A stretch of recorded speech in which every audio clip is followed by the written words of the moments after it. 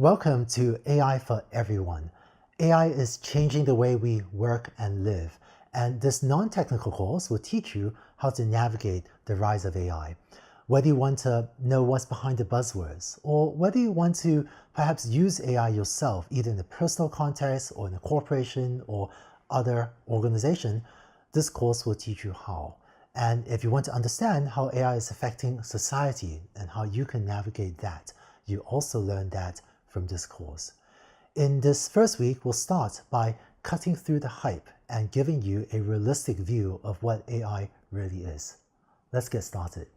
Many experts agree that AI will create a huge amount of value. For example, according to a study by McKinsey Global Institute, AI would create an additional 13 to 22 trillion US dollars of value annually by the year 2033. Of this 13 to 22 trillion, $3 to $4 trillion is predicted to come from what's called generative AI, which is a relatively new type of AI technology that can produce high-quality content, specifically text, images, and audio. But the larger portion of value will be from other forms of AI than generative AI. For example, a technology called supervised learning. We'll focus more on these other, more mature types of AI technology in this course. AI is already creating tremendous amounts of value in the software industry, and the McKinsey study points out that a lot of the value to be created in the future lies outside the software industry. For example, in sectors such as retail, travel, transportation, automotive, materials manufacturing, and so on. I actually have a hard time thinking of an industry that I don't think AI will have a huge impact on in the next several years. My friends and I used to challenge each other to name an industry where we don't think AI will have a huge impact. And my best example was the hairdressing industry, because how do you use AI or robotics to automate hairdressing? But I once said this on stage, and one of my friends who is a robotics professor was in the audience that day, and she actually stood up and she looked at me in the eye and she said, Andrew, most people's hairstyles, I couldn't get a robot to cut their hair that way, but she looked at me and said, your hairstyle, Andrew, that a robot can do. There's a lot of excitement, but also a lot of unnecessary hype about AI. One of the reasons for this is because AI is actually two separate ideas. A large amount of the value we see from AI today is artificial narrow intelligence, or ANI. These are AIs that do one thing, such as a smart speaker or a self-driving car, or AI for web search, or AI applications in farming or in a factory. These types of AI are one-trick ponies, but when you find the appropriate trick, this can be incredibly valuable. With the rise of generative AI, things like ChatGPT and Bard, we're also starting to see AI that's a bit more general purpose. For example, ChatGPT can be a copy editor, brainstorming partner, text summarizer, and help with many other tasks. These models have been an exciting development and is further expanding what we can now do with AI.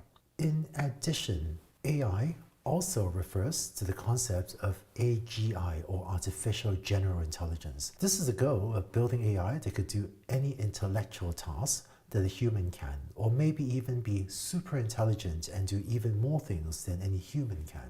I'm seeing tons of progress in ANI, artificial narrow intelligence, as well as on generative AI. And it feels like AI research is slowly taking baby steps, tiny baby steps toward AGI, which is exciting. But realistically, we're still very far from AGI, or artificial general intelligence. Unfortunately, the rapid progress in ANI and generative AI, which are incredibly valuable, that has caused people to conclude that there's a lot of progress in AI, which is actually true, but that in turn has caused people to falsely think that we might be on the verge of AGI as well, which is leading to some overblown and unnecessary fears about evil sentient robots coming to take over humanity. I think AGI is an exciting goal for researchers to work on, but it'll take multiple technological breakthroughs before we get there, and it may be decades, maybe even hundreds of years. I hope, but I'm not sure if we will get there in our lifetimes.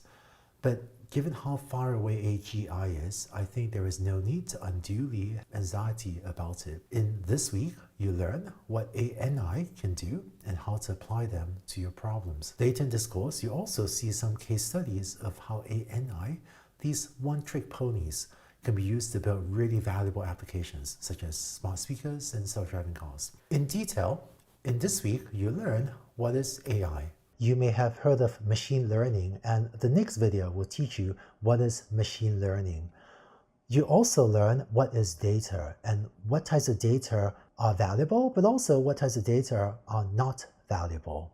You learn what it is that makes a company an AI company or an AI first company, so that perhaps you can start thinking if there are ways to improve your company or other organizations' ability to use AI. And importantly, you also learn this week what machine learning can and cannot do. In our society, newspapers as well as research papers tend to talk only about the success stories of machine learning and AI, and we hardly ever see any failure stories because they just aren't as interesting to report on. But for you to have a realistic view of what AI and what machine learning can and cannot do, I think it is important that you see examples of both so that you can make more accurate judgments about what you may and maybe should not try to use these technologies for. Finally, a lot of the recent rise of machine learning has been driven through the rise of deep learning, sometimes also called neural networks. In the final 2 optional videos of this week, you can also see an intuitive explanation of deep learning so that you will better understand what they can do, particularly for a set of narrow ANI tasks. So that's what you learn this week. And by the end of this week, you have a sense of AI technologies and what they can and cannot do.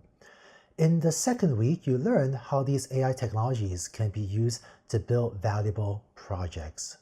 You learn what it feels like to build an AI project, as well as what you should do to make sure you select projects that are technically feasible, as well as valuable to you or your business or other organization. After learning what it takes to build AI projects, in the third week, you learn how to build AI in your company. In particular, if you want to take a few steps toward making your company good at AI, you see the AI transformation playbook and learn how to build AI teams and also build complex AI products. Finally, AI is having a huge impact on society. In the fourth and final week, you learn about how AI systems can be biased and how to diminish or eliminate such biases. You also learn how AI is affecting developing economies and how AI is affecting jobs, and be better able to navigate this rise of AI for yourself and for your organization. By the end of this 4-week course, you'll be more knowledgeable and better qualified than even the CEOs of most large companies in terms of your understanding of AI technology, as well as your ability to help yourself or help your company or other organization navigate the rise of AI. And so I hope that after this course, you'll be in a position to provide leadership to others as well as they navigate these issues. Now, one of the major technologies driving the recent rise of AI is machine learning. But what is machine learning? Let's take a look in the next video.